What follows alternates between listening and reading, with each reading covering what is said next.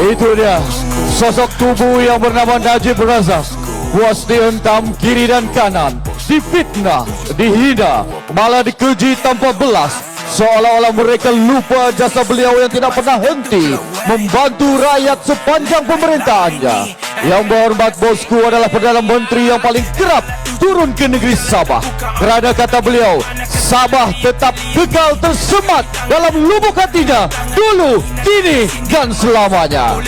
Sebagai rakyat Sabah, terima kasih kami ucapkan atas segala budi yang telah dicurahkan kepada kami selama ini. Terima kasih bosku. Dengan tanpa membuang masa, majlis yang penuh hormat dan takzimnya menjemput dan mempersilakan siapa? Siapa? Siapa? Dengan penuh hormat dan takzimnya dipersilakan.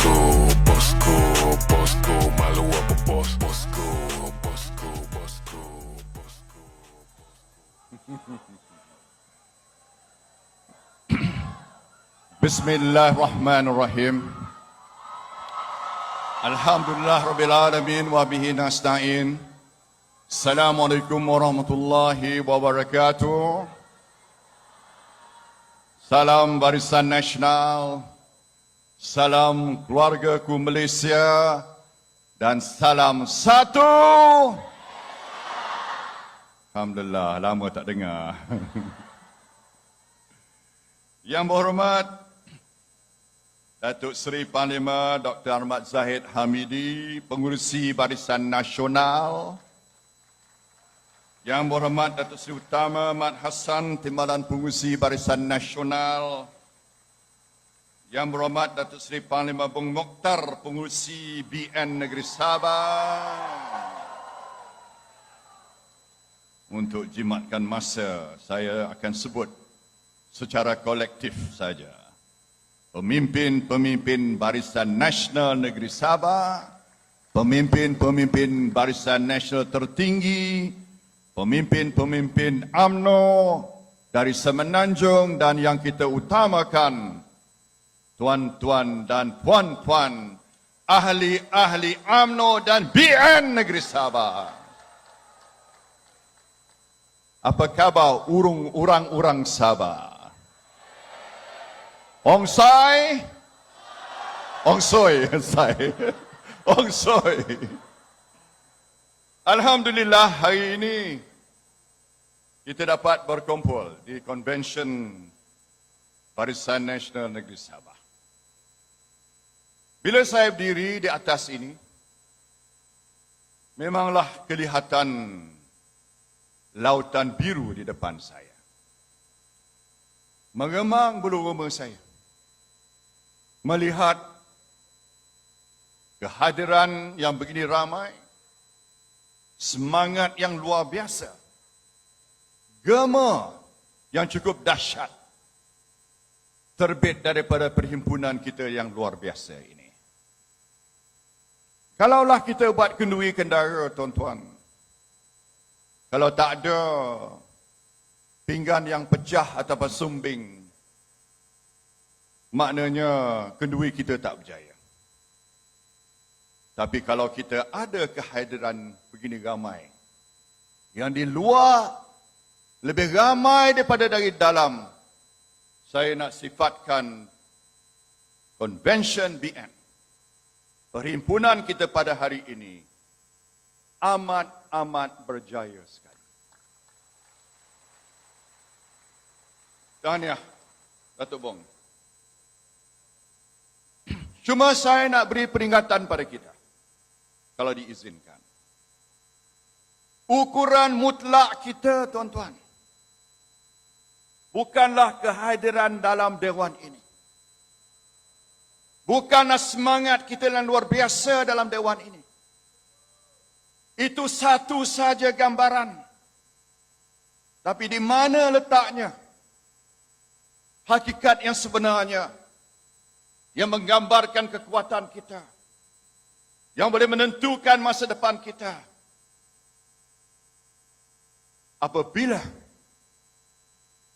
Apabila semangat yang sama ini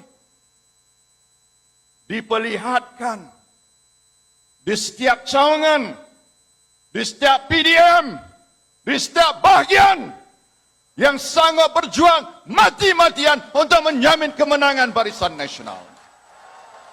Betul tidak? Jangan menang sorak saja, tuan-tuan. Kita mau menang secara mutlak. Minta maaf, Tan Sri Musa, mantan Ketua Menteri Sabah, sahabat saya. Itu dia merupakan penentu mutlaknya.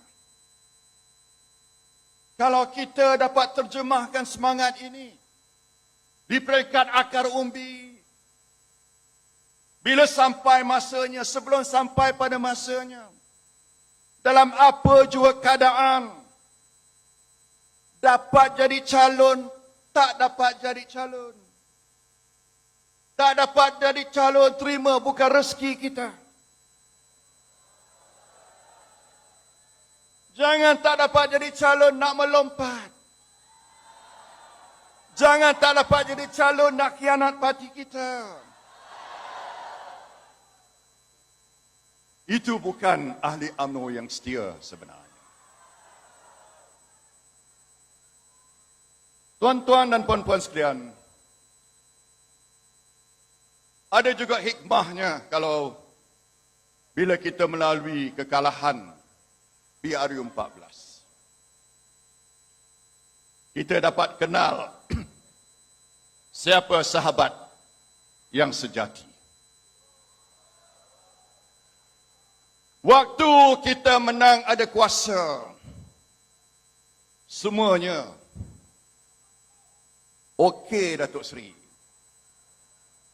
Kadang-kadang bila saya cakap belum habis ayat lagi, baik Datuk, baik, saya setuju Datuk. Tuan-tuan belum habis ayat lagi dah setuju.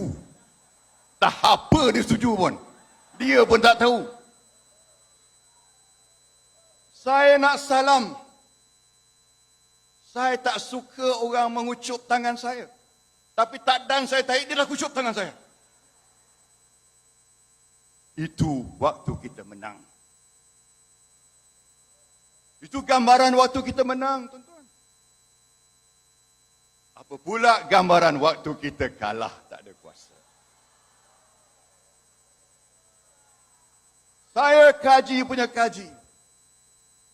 Ada 4 jenis manusia dalam parti kita bila kita kalah.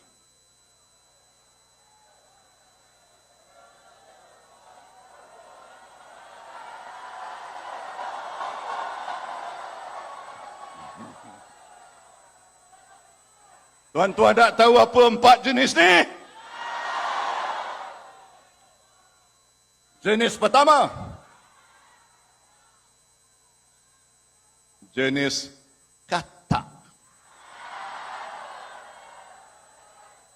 Saya tak tahu apa jenis katak di Sabah, di Semenanjung ada katak pu.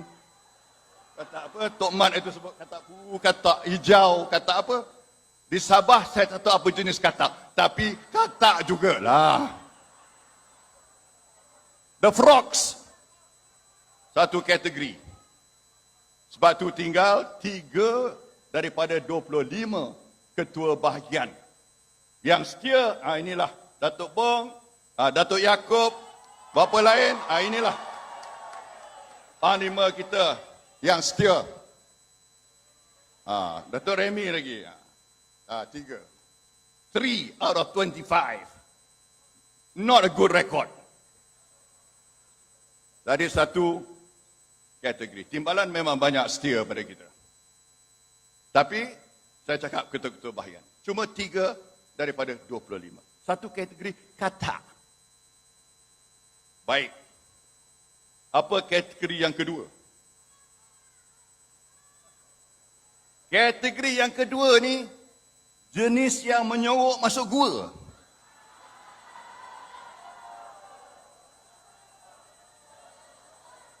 Dia masuk dalam gua, dia sembunyi dalam gua. Tak dengar ot, tak dengar tak bunyi apa pun. Bila jenis orang ni muncul, bila dia nampak BN sudah bangkit semula. Baru nampak muka dia. 2 tahun dihilangkan muka. Tak nampak batang hidung. Bila BN dah menang, oh, akulah pemimpin.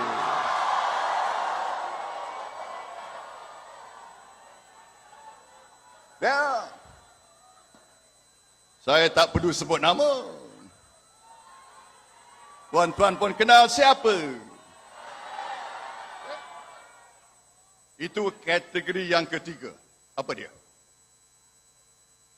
Kategori yang ketiga, orang yang tinggal dalam UMNO tapi bersuara macam bersatu pula.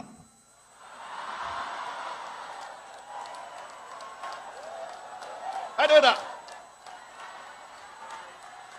Saya nak tanya tuan-tuan, ada tak? Ada. Sebab apa saya kata ni disambut? Ada lah tu. Ada. Masuk dalam UMNO, berjawatan UMNO, tapi suara macam dia, suara pemimpin bersatu. Dia tak ikut line presiden, timbalan presiden. Tidak. Dia ikut line apa? Line bersatu. Orang ini, bila sampai raya, hantar macam-macam barang kat kita. Kempen, jumpa, hulur macam-macam. Ini kategori yang ketiga. Kita kenal siapa? Orang Sabah kenal siapa? Okay, baik. Yang kategori yang keempat. Apa dia? Mereka yang taat, setia, tidak belah bagi, cinta pada parti. Inilah sebabnya kita boleh kata hari ini BN bangkit. BN bangkit kerana tuan-tuan dan puan-puan sekalian yang dalam dewan dan luar dewan ini. Tanpa kita, tanpa rakan-rakan kita yang setia, PBRS, MCA, MIC, tak mungkin hari ini. Hari ini orang kata ada kemungkinan besar dengan izin Allah BN akan kembali berkuasa di pesada Putrajaya. Baik. Kita dah kenal manusia dah sekarang dalam parti. Sekarang ni apa kita nak buat? Kita nak pilihan raya?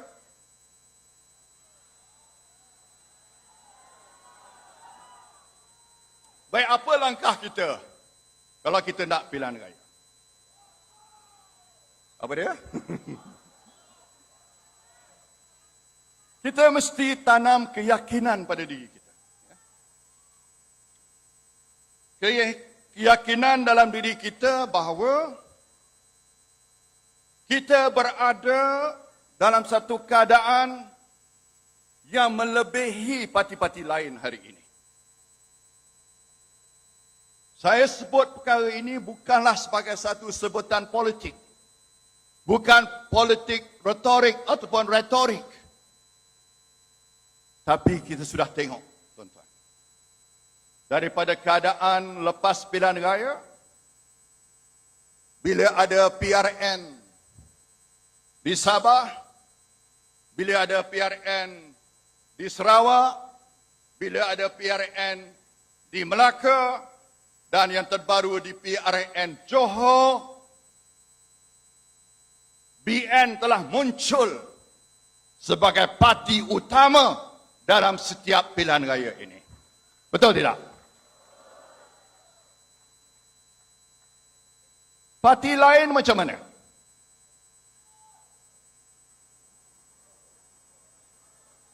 Parti PKR Di Johor menang 1 saja. Tanding 20 menang 1. Bersatu macam mana? Bersatu menang 2 daripada 33. Gerakan menang apa? Gerakan dapat telur ayam.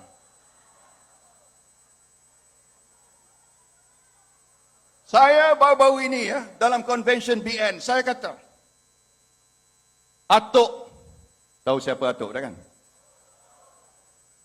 Saya kata Atok tak relevan lagi. Tak relevan. Dia jawab, oh itu pendapat Datuk Najib. Saya nak beritahu Atok, bukan pendapat saya. Pendapat rakyat di negeri Johor. Parti Pejuang bertanding 42 kerusi, mencatat sejarah politik tanah air, di mana sebuah parti politik bertanding 42 kerusi, dapat kosong telur ayam dan hilang deposit di setiap kerusi yang ditandingi. Jadi, tempat yang dia kempen di air hitam pun hilang deposit.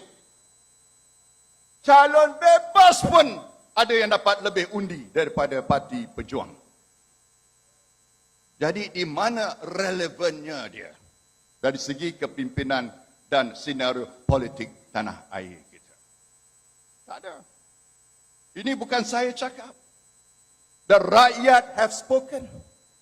Tuan-tuan, jangan fikir pasal Sabah ya. Saya nak beritahu tuan-tuan ya. Dalam 9 tahun saya jadi Perdana Menteri, saya melawat Sabah lebih kerap daripada dia 22 tahun sebagai Perdana Menteri. Dan Seri Musa boleh testify perkara ini. Ya.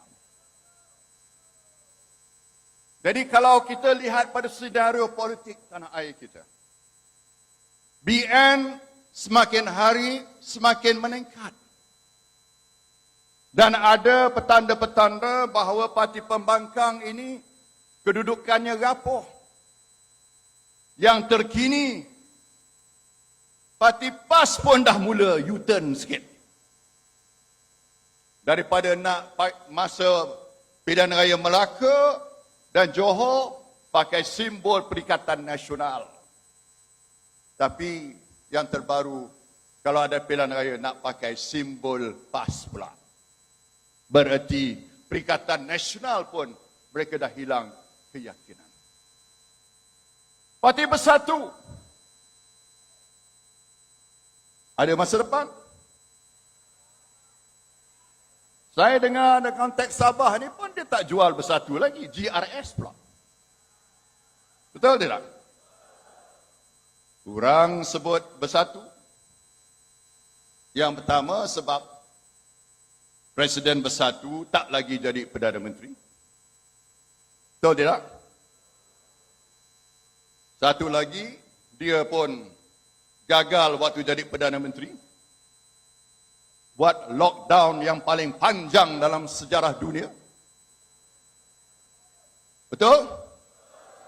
Siapa yang seksa? Lepas itu, tipu rakyat dan tipu Yang di-Pertuan Agong. Nak darurat kerana nak lawan kononnya COVID. Tapi hakikatnya takut hilang majoriti di Parlimen. Saya bukan cakap ini, menteri dia sendiri mengaku pada saya. Ini bukan darurat COVID. Ini darurat politik, dia kata. Ya.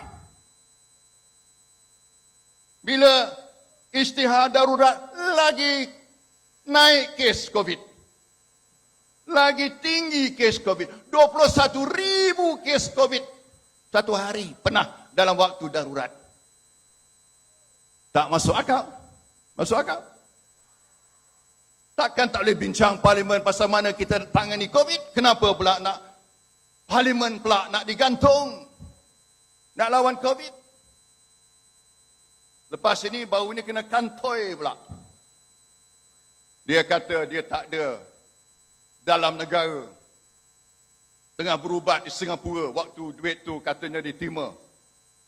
Tapi bila kita huraikan kronologi dia, dia ada di Kuala Lumpur. Tak jawab pula. Dia marah kat saya pula. Dia kata, Datuk Najib, mind your own business. Ini bukan mind your own business. Ini kalau you cakap tak benar, you bohong. Betul kan? Tapi bila dia tak betul kan, maknanya dia bohong pada rakyat. Betul? He told a lie to the people. Orang macam ni ke kita nak jadi pemimpin? Boleh. PH pun dah gagal. Kita tahu dia gagal, banyak perkara. Saya pun malas nak ulang. Banyak sangat perkara dia gagal. Dalam 22 bulan, 20 bilion aset dijual, tuan-tuan. Kita ni nak kaya, tak boleh jual aset. Kita nak kaya, kita tambah aset. Kalau jual aset, kita jadi miskin. Papa ke dana. Tapi PH pilih jalan mudah. Jual. Apa PH buat untuk Sabah? Saya nak tanya. Apa zaman PH warisan buat untuk Sabah?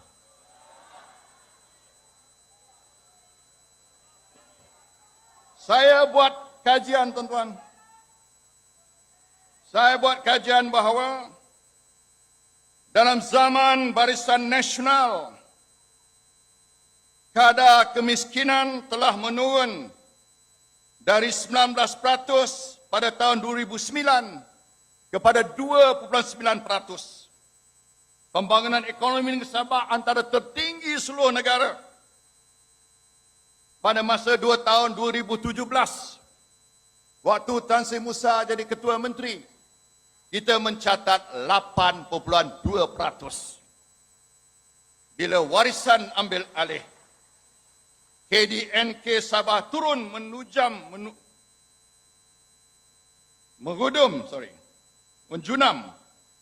dari 1.5% pada 2018 kepada 0.5% pada tahun 2019.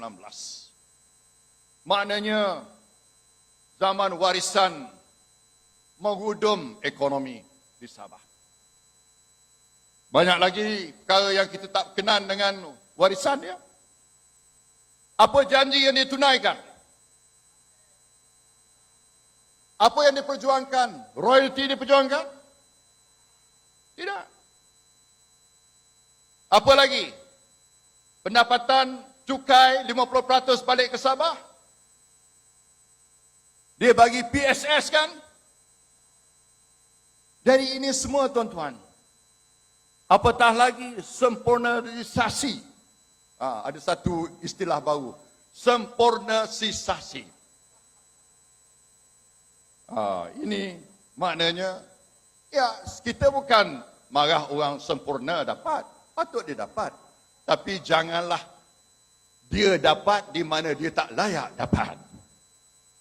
Mengedepikan orang lain. Kita sebagai pemimpin ni, kita mesti berlaku adil. Di Sabah ni banyak lagi kaum dan suku kaum. BN mesti berlaku adil pada semua kaum. Ya, ada kaum lain. Berpuluh-puluh kaum. Ada orang Bisaya. Orang Bisaya kata, kalau saya tak dipilih jadi calon, orang Bisaya tak akan undi BN. Maknanya sudah ada pertimbangan di mana BN mesti melihat keperluan setiap suku kaum. Dan kita mesti berlaku adil.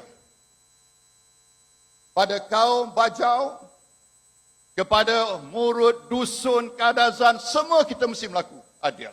Bugis, barulah BN akan jadi parti yang akan disokong, disanjung oleh orang-orang Sabah. Ini saya nak pesan pada BN Sabah. Please be fair to all. Dan insya-Allah BN akan terus mendapat sokongan. Baik. Kita sudah gambarkan, tuan-tuan. Kemungkinan besar BN boleh menang. Apa lagi? Kita mesti tahu kegagalan, beritahu rakyat. Mereka mungkin janji, mereka gagal. PN gagal, PH gagal. Tadi Datuk Mat Hassan sebut. PH gagal, BN gagal. Sekarang ini bukan masa untuk kita nak eksperimen lagi, tuan-tuan. It is not the time to eksperimen lagi. Kita dah eksperimen dengan PH. Kita dah eksperimen dengan PN.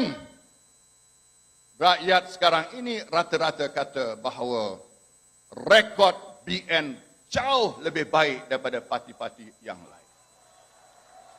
Jadi, so ini kita mesti ingatkan rakyat. Ingatkan pada rakyat. The time to experiment is over. Baik. Okey. Kita dah sebut tentang tu ya. Sekali lagi saya nak sebut ya. Yang kedua. Tiga. Kita mesti gambarkan bahawa BN ini is a party, is a Sabah party. Ada orang tuduh BN ini parti orang Malaya.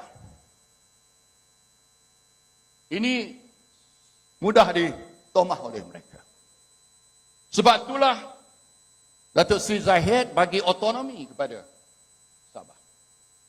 Sabah UMNO sekarang ini ada kuasa otonomi penuh. Sabah BN ada kuasa otonomi. Malam tadi kita tambah lagi kuasa otonomi. Jadi Sabah sekarang ini dilihat sebagai parti BN milik Sabah dari bumi Sabah. Tak ada apa-apa keputusan yang pimpinan pusat akan buat melanggar hasrat. Dan kita rasa BN Sabah. Datuk Seri Zahid, am I right? Yes. Inilah kita mesti beritahu. Tak perlu lagi lah nak kata kita nak parti lain. Kita sudah ada BN dan kelebihan BN ni sebab BN parti dalam keluarga yang lebih besar. Kita ibarat kita punya anak kasih sayang kita dah besar. Kita bagi dia kebebasan. Tapi di mana dia perlu, kita akan bantu dia. Dan inilah semangat yang ada. Di mana BN Sabah perlu, BN Pusat akan bantu Sabah. Yang keempat, saya nak sebut. Kita perlu kepada a new deal for Sabah. Apa dia new deal? Dalam manifesto nanti kita akan kena beri komitmen bahawa dalam soal asas, jalan raya, jalan kampung, api elektrik dan air bersih, kita mesti melipat gandakan dana dan peruntukan untuk negeri Sabah. Ini kita kena beri ketetapan yang jelas. Sebab saya tahu mata saya pergi, inilah disebut-sebutkan oleh rakyat di bawah. Nak jalan, nak api, nak air. Ini kita mesti selesaikan dalam tempoh 5 tahun dan mungkin 5 tahun akan datang. 10 tahun. Tak mungkin tak selesai dalam 5 tahun. 10 tahun sebab Sabah ini luas. Realitinya tak boleh selesai dalam masa 10 tahun. Tapi dalam komitmen kita mesti ada peruntukan ini. Baik. Seperkara lagi saya nak sebut.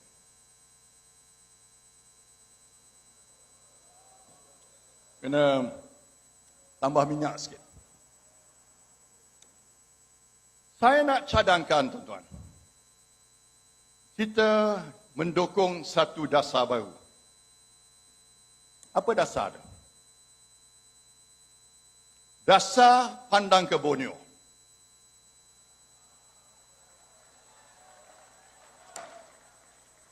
Saya merasakan dasar pandang ke Timur sudah run its full course. Sudah 40 tahun dasar pandang ke Timur. Bukan saya tak setuju, dasar ni, saya bukan kata dasar ni tak baik, jangan salah faham. Tapi dalam keadaan the world order sudah berubah sekarang ni. There is a new world order sekarang ni.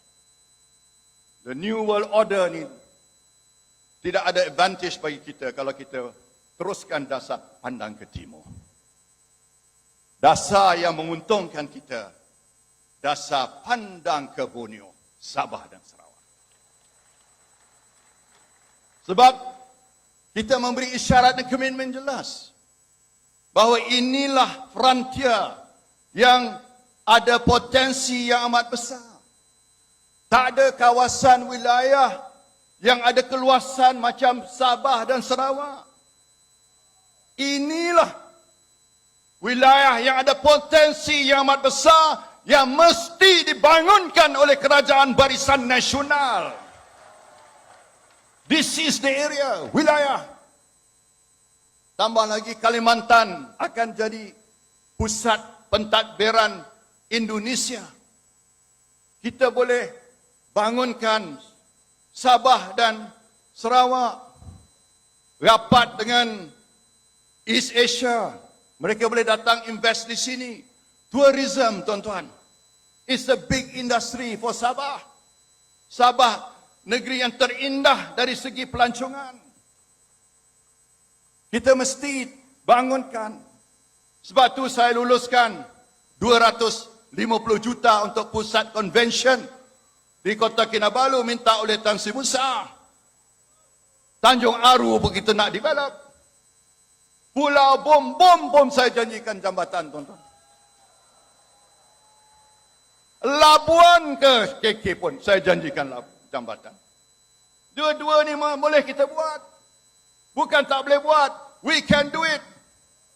Tapi syaratnya letak BN di Putrajaya. Jadikan ini komitmen kita. Kita berubah. Saya dah pergi ke Da Nang, Vietnam, tuan-tuan. Da Nang, Vietnam berubah sebagai pusat pelancongan dalam sekelip mata saja. Sebab pasarannya cukup dekat dengan negeri China, Jepun dan sebagainya. Sabah boleh. Boleh jadi pusat pelancongan antara terkemuka di dunia.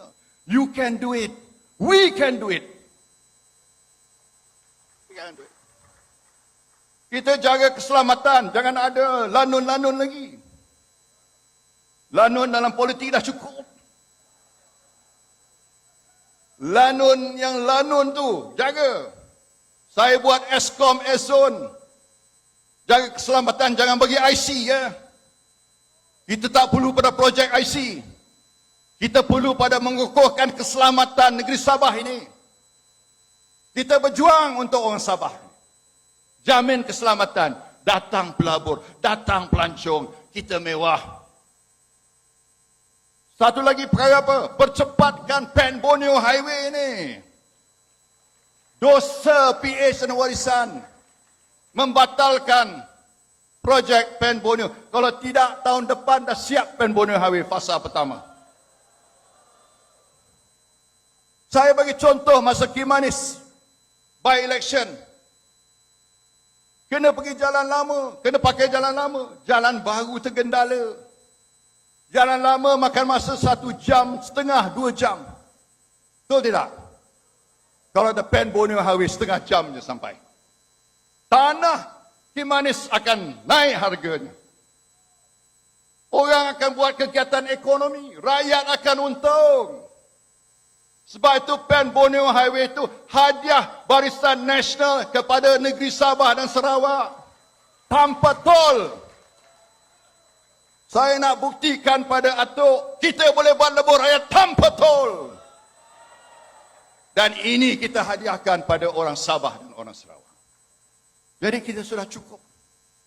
Cukup dalam agenda kita. Cukup dalam manifesto kita.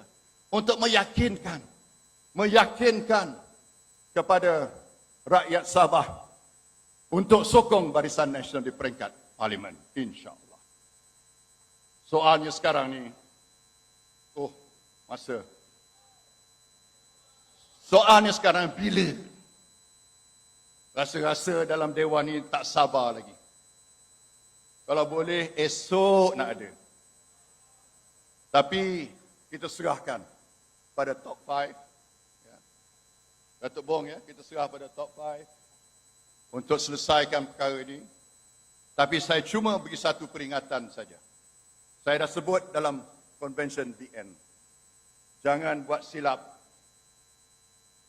Sebelum ini, sepatutnya PRU14 kita buat lepas Sokan C. Saya mengaku kita buat silap. Buat silap kerana ada sebab-sebab tertentu. Bukan sengaja, tapi ada sebab-sebab tertentu. Jangan ulang balik kesilapan ini. Jangan ulang balik kesilapan ini. Sebab sejarah akan hukum kita kalau kita buat silap. Tahun depan ekonomi mungkin lebih berat lagi. Saya dah baca banyak laporan. Inflasi akan jadi lebih buruk lagi. Tahun depan harga akan terus menaik. Tapi kalau kita ada kuasa, kita ada cara tangani masalah harga barang naik. Ada cara. Saya tahu apa caranya. Saya tahu. Kita tahu. Jadi jangan persalahkan BN, tidak. Kerajaan campuran hari ini jadi masalah pada kita. Kita tak boleh letakkan kesalahan pada Perdana Menteri kita saja. Sebab menteri-menteri ekonomi siapa punya? Menteri dalam negeri siapa punya? Menteri pertanian siapa dia? Kan? Menteri pelajaran siapa dia? Kementerian-kementerian utama. Menteri Kewangan lagi. Siapa punya? Bukan UMNO. Jadi konsep kerajaan campuran ini tak praktikal, tak viable. Sebab itulah pelabur-pelabur sekarang ini menunggu, wait and see. Nak berlabur di Malaysia, tunggu PRU. Mereka beritahu saya, pelabur on the sideline, kata, tunggu pilihan raya. Wait and see. Balang pada itu, mencurah-curah pelaburan di Indonesia, di Vietnam, Filipina pun dah lebih pada kita sekarang. Jadi kita ni, we are in danger of being left behind dalam pembangunan di rantau ini. This is a real danger untuk kita. Kalau kita tak selesaikan soal kestabilan politik. Dan kestabilan politik ini hanya boleh diselesaikan secara tuntas bila ada PRU yang akan datang, insyaAllah. Beritahu pada rakyat, jangan pecahkan undi mereka. Don't give votes here, there, everywhere. Bagi kepada satu parti utama saja untuk menentukan kestabilan. Ingat, kita dah pilih, Cogan kata apa? Kestabilan bawa kemakmuran. Di Melaka, bersatu pilih apa? Abah sayang Melaka. Akhirnya, yang sayang Abah cuma pokok-pokok di Melaka. Kita jangan main soal individu. Kita main soal prinsip dan nilai. Nilai dia apa? Nilai kestabilan. Nilai apa? Nilai kemakmuran. Nilai apa? Rakyat. Ingat, rakyat, rakyat, rakyat. Sebab tu bila saya berdebat dengan Anwar Ibrahim, dia cakap forensik, forensik, forensik. Saya cakap rakyat, rakyat, rakyat. Ingat, inilah dia. Inilah asas kita. Asas kita nak menang. Rakyat mesti didahulukan. Pencapaian diutamakan. Kita mesti deliver for the people. BN can deliver for the people. Tuan-tuan, saya minta kita semua yakinlah pilihan utama kita ialah Barisan Nasional. Yakinkan pada rakyat Sabah bahawa inilah parti yang akan menjamin masa depan negeri Sabah, rakyat Sabah. Radu? Radu? Radu? Bangkit! Bangkit! Bangkit! Hidup! Hidup! Hidup! Terima kasih. Assalamualaikum warahmatullahi wabarakatuh.